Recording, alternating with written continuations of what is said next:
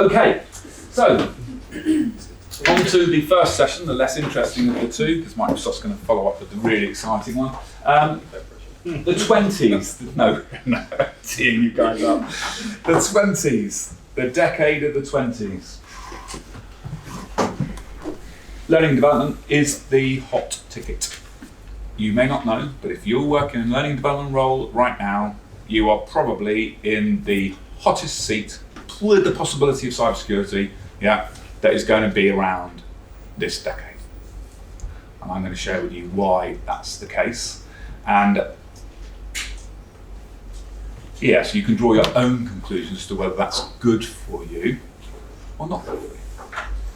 But I think if you're ambitious and intelligent, it's very, very good for you. I want to take you on a bit of a journey.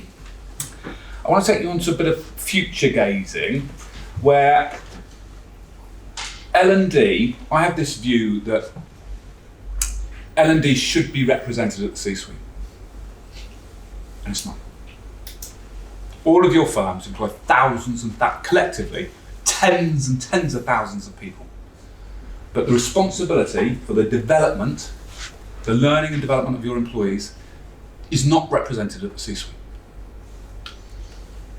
Some really obtuse other things are, but learning and development isn't. I've yet to come across a firm with a C-suite learning and development director.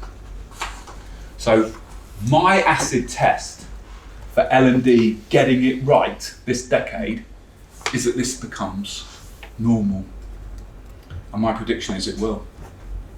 My prediction is that L&D, as we see it today, will be very, very different in 10 years' time. I also think that where potentially L&D has been populated by individuals that have quite frequently just an interest in learning, you're going to see data scientists moving into L&D leadership roles. You're going to see psychologists moving into these roles. You're going to see MBAs moving into this world. And you're also going to see the unit cost, salaries, go up. I'll explain to you, am I pressing buttons? Yes. Okay, so just briefly then, what are we going to cover? Excuse me.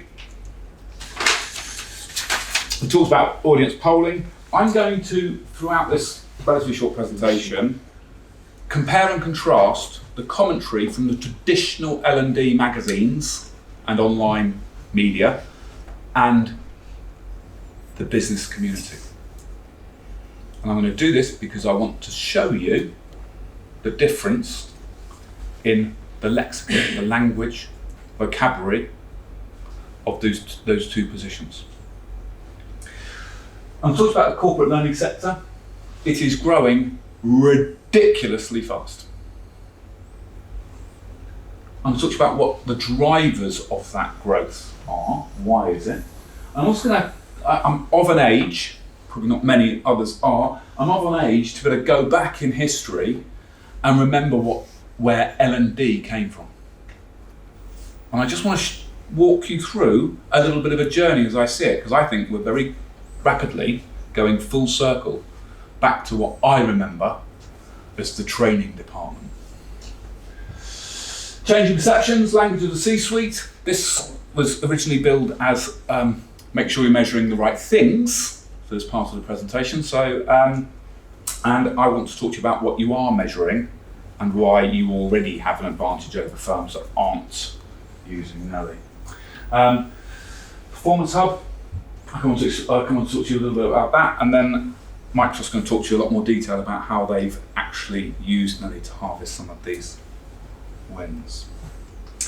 Okay, let's start with the corporate learning sector. Actually, that's a misnomer. It should be called the corporate training sector.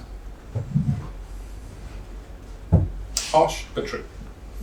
What most firms market, not necessarily everyone in this room, what most firms do is train. If they're worried about learning, they'd be assessing the impact of the training they do, rather than just measuring perhaps training hours delivered. So That's a misnomer. And unfortunately it's misleading, and I think it's unhelpful to the job in hand, which is seeing the C-suite with an L&D director. Value of the sector. 300% increase in a decade. And this is filtered out from K-12 type stuff, and kindergarten to 12th grade, yeah, and regional disparities like, for example, India, getting massive, getting access to learning to people who previously not been starved of that opportunity. So all that's filtered out. This is the corporate learning sector, where we all operate. It's going to grow tenfold this decade. And when the firms that make these predictions, Forbes, the main accountancy firms, they might be wrong by 20 billion. They're not going to be wrong by 400 billion. They're going to be right. It's their job to be right. So this is a forecast, but give or take, it's going to look like that. With rising, let's call it investment in this area, comes raised expectations. Just ask Dan Gray. Every time you ask him for money, he says, well, I'll get back. Can't help it, it's just an instant response. So if I need more money, he wants more return. If your employers are putting in 3 times as much money into the L&D space, into your world, they're going to be asking for a bigger return. Which is why I said a couple of minutes ago, it could work out well for you, and it could work out less well for you. So years ago, when I took my first C-suite role at a French bank, my boss said to me, Adrian, spotlights and searchlights.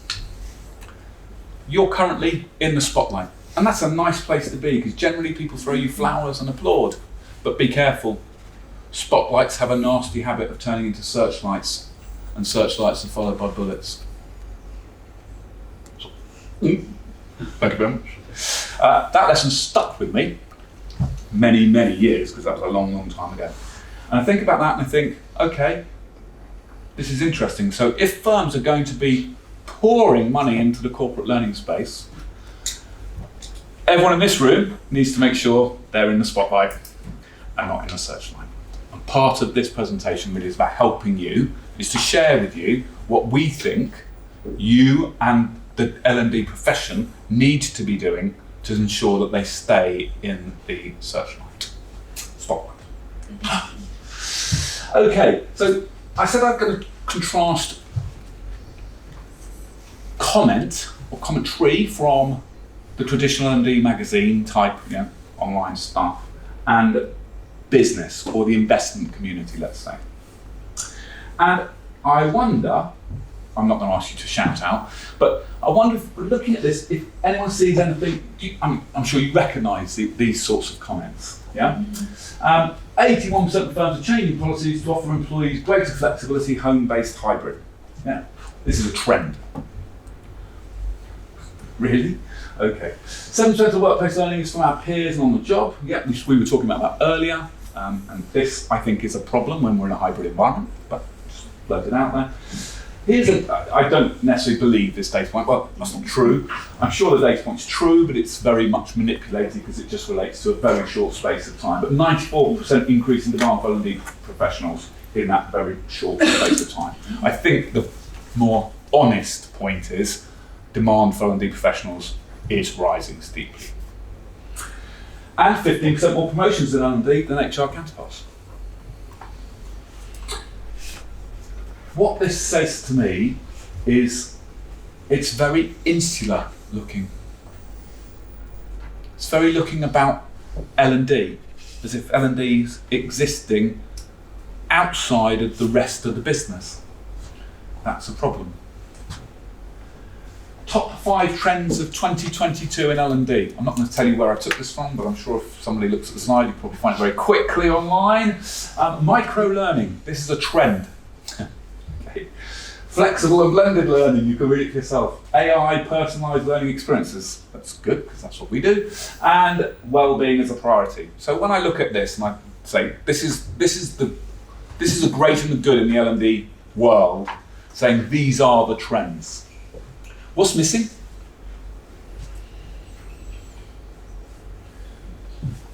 How much of that does the C-suite care about? So I've been doing it for 30 years, right? Doesn't mean I've got no emotions or I'm heartless, but none of it. Well-being, yeah, I want my people to be happy. I don't care about any of that.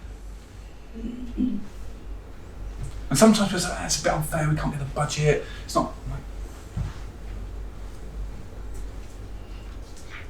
harsh, but true. Then you look at professionals. This is for me why I asked their permission to reproduce this slide. They said yes. And this is how, in the investment community, look at learning and development. And this is why everyone in this room needs to think carefully, okay, this is what payback means. This is where the investment community expects L&D to get to. So when they talk about trends in EdTech, yeah, they're talking about, look at this, omni-channel learning with seamless integration between devices will be a hygiene factor. And I went to Learning Tech and saw lots of different LMS firms and all of that, and they're all very insular. And the money's on, forget that. It's just got to be, it's all got to be integrated. So technology is going to play a really big part in this. Digitalisation. For the first time, we see the phrase ROI, return on investment. Not even mentioned by the great and good in the L&D community. Return on investment.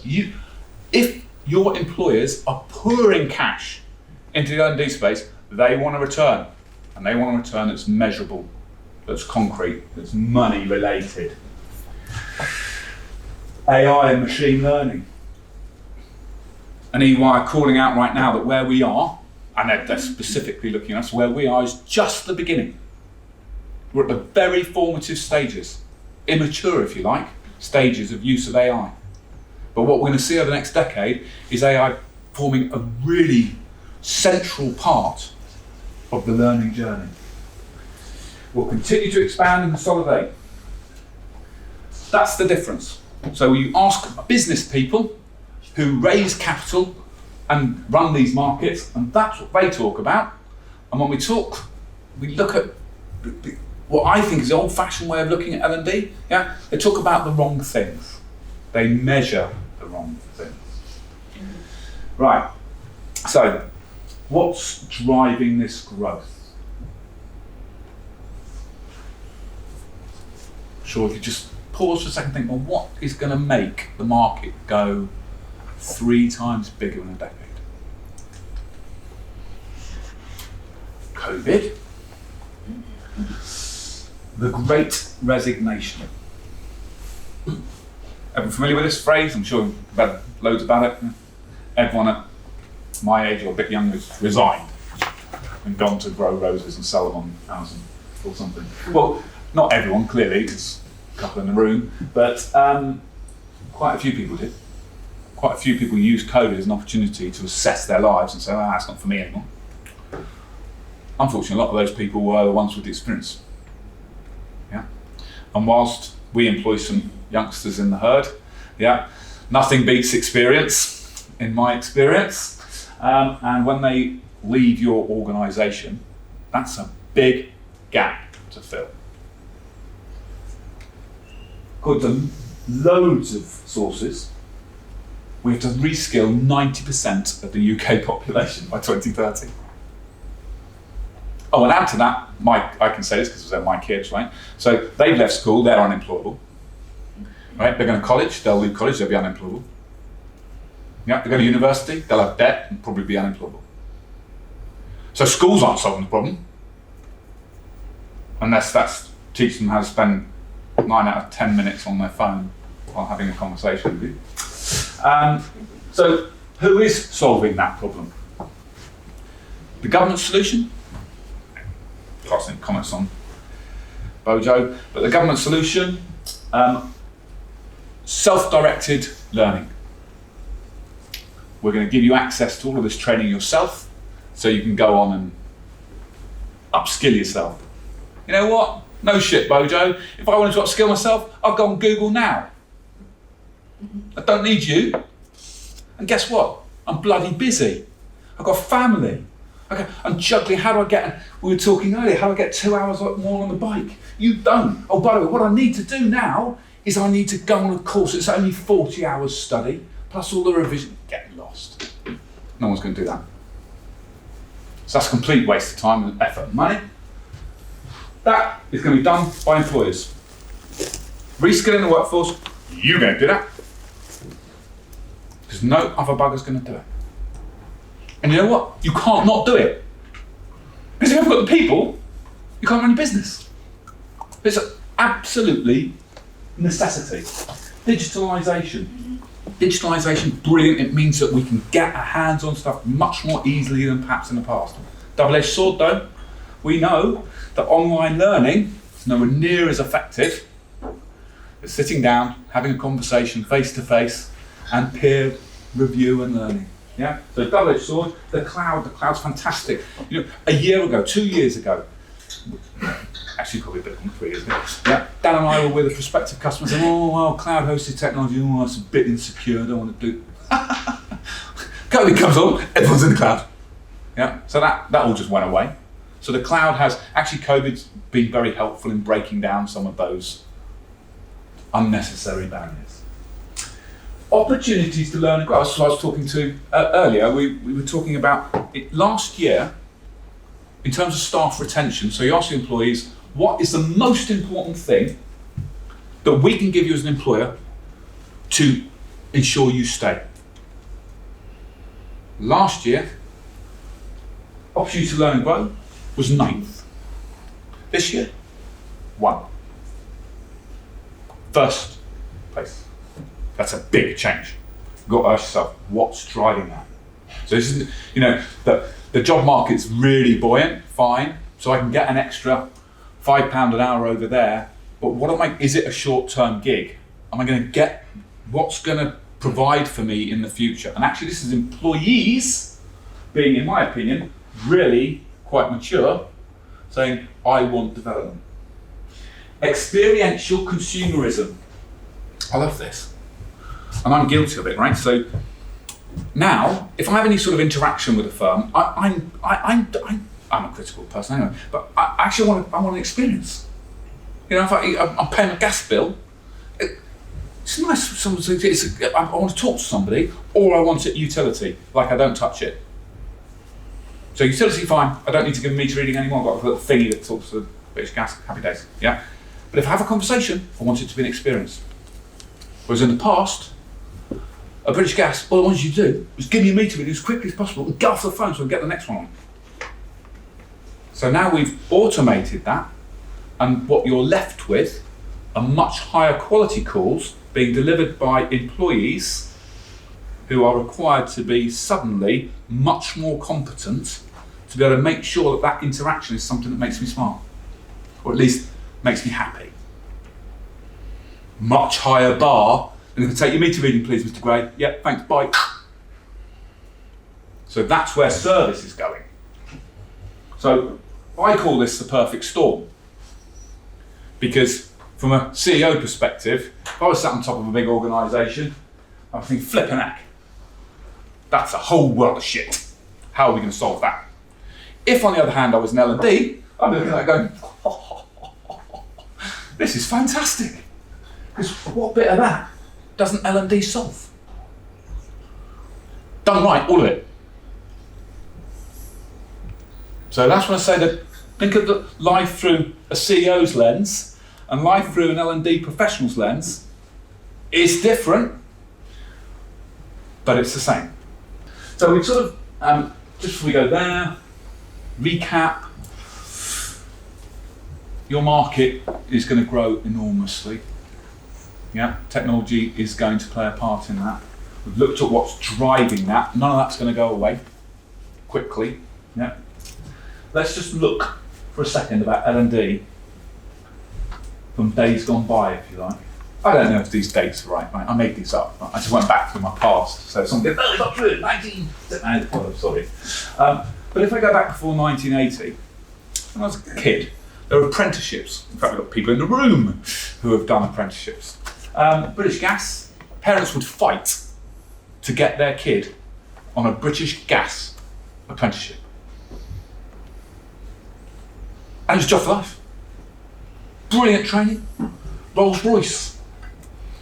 The army. There were plenty of fun. And you know why they did that? And this was, it wasn't training, this was skills. This was creating a competent future employee. And it's brilliant, because you had a job for life, and chances are, at the time, the job market wasn't mobile like it is today, and you'd stay. You know, someone like Dan would go and do an apprenticeship in counting, yeah, and would stay with that firm for his whole life, well, for a lot of his life. They'd get their money back in spades, they'd get bucket loads of value from that. That sort of went away. I mean, still do apprenticeships, and apprenticeships are a big gig. Are they the same? I would argue they're nowhere near the same, and nothing like the same level of quality as apprenticeships in the old days. We got to this period of modernisation, which I think was fueled by job market portability. I have to stay there anymore. I'll leave Rolls Royce and I'll go to that. Wait a minute, we just spent years training you. Yeah. So people like that go, well, hang on a minute, we don't spend a lot more money on training, they're all going to leave. And then cheaper sources of training came along, and it's like, well, we can solve it that way. And then we end up in a situation which I think's now, where L&D's a cost centre. And cost centres get what down? Cut back. Managed down. Yeah? So it's a cost to manage, not up, down. Yeah? So that is a bad place, in my opinion, for L&D. And we've had a race to the bottom, lowest cost to deliver training that's been going on for a long time. And I think in that process, we as a profession have lost sight of the objective. The objective is more competent employees, not ticks in boxes. And that those drivers of the perfect storm, they're all about more competent employees. They're not about ticks in boxes. So as a profession, we're going to move from being hampered, and I put here, under-resourced, underfunded, and not seen as part of the solution. I'm sure most of you can resonate with, yeah, we don't have enough resource, we definitely don't have enough funding, and we're always up against it. And this is not meant as criticism, when it's so subservient to operational management. Yeah, because operational management, if they want training on, they've got to have Excel training, Katie, make it happen. Yeah, but no, they shout loud enough, you end up having to do it. Not a great place to be for L&D, which probably explains why there's no L&D director on the C-suite.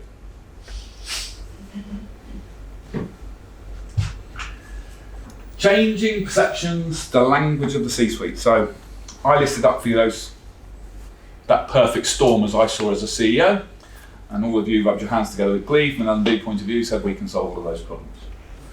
This is the bit where you need to be measuring the right things. This is about data, yeah. This is about a fundamental change in what L&D does today, yeah, so that you are in the spotlight, yeah, in the future. This is what, if I were running British Gas now, I'd be crying about my share price, but that's not a matter. This is what I'll be looking at. Sustainable growth and profit. These are the problems that I have got over the next decade. I've got to attract the best talent. So it's got to look like, not only that we're paying more than Microsoft, so come and join us. Well, actually, no, I'm going to go Microsoft because I get developed. Because that's my number one priority. Okay. So I've got to attract the best talent, I've got to retain the talent, and I've got it. And throwing money at it, as we spoke earlier, elk stake throwing, all you do is drive up the price. You don't solve any of the fundamental drivers of people leaving. Grow your own talent. You've got to change all of those people. upskill all those people, improving operational efficiency. This is what we're about. So we've all gone through the big system changes, yeah, and now we're left with how do we continue to grow and develop and improve the performance of our businesses? People is the next frontier. How do you do that? You do that through learning and development. Unnecessary operating costs. Dan and I speak to customers all day long about, we call it drivers of value destruction. So what things do you do in your organisation that cause screw-ups that need to be fixed, that cost a shitload of money? Every firm has loads of them. Employee productivity. I'm going to come and talk to you a little bit about compliance. Okay, so you'll be pleased to know I'm coming to the end of my rant. Data and evidence is what underpins every investment. And one of the challenges L&D outside this room has got is they ain't got any data. Well, the data they've got is rubbish, because I don't care about it, and I've got the checkbook. So hours delivered, not interested. Next. You need to be able to speak the language of the C-suite, and you need to be able to evidence the impact of your actions. And as soon as you can evidence, so talk to me in the language I speak, and show me the evidence. As soon as you can evidence the effectiveness of what you do, you'll get as much budget as you need. Because I've never come across a great investment in a big firm, and I've run it, where the CFO and I haven't said, yeah, all right, find the money. And we go find the money, because that's our job. But that will be an evidence-based investment decision. It won't be, I know, let's spin the wheel, see what number comes up. It will be hard-nosed, evidence-based. KPIs, key performance indicators. This is what we use to run massive businesses, and it oversimplifies the controls and buttons and levers that we press to run the business. KPIs. How many L&D teams are focused on specifically helping firms improve KPIs? Well, yeah, no, specifically, cause and effect. You do this and that KPI gets better. Really very few. Do you know why? Because I've got the data and we can't evidence it. You all have a massive unfair advantage, because Nelly gives you the data and will give you the evidence.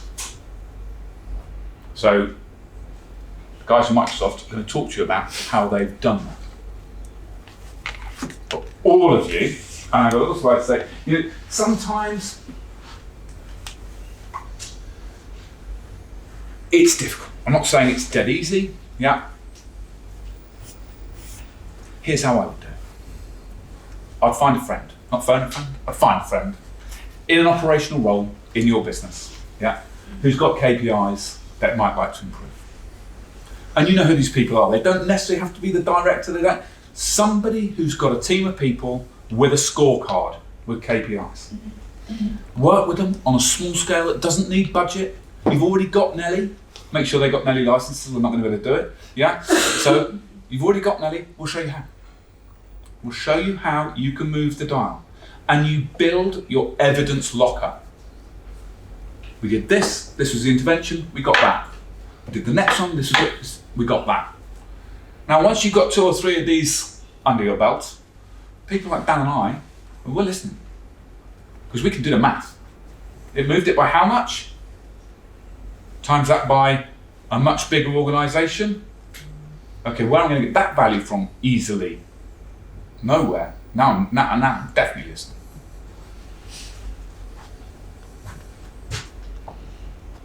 So, the sector's going to treble by the end of the decade. It's driven by necessity, not choice. So all of these, the perfect storm, yeah, that isn't going away. The L&D functions who can transition from cost centre to being a strategic part of the solution will prosper. You've already got an unfair advantage. You know Nelly can do all the donkey work, but most of all, she's going to be able to help you evidence what you need to fuel this transition to being part of the solution. And it will be individuals who can evidence this, and it will be firms that do this that get the first C-suite L&D directors, because the rewards are enormous.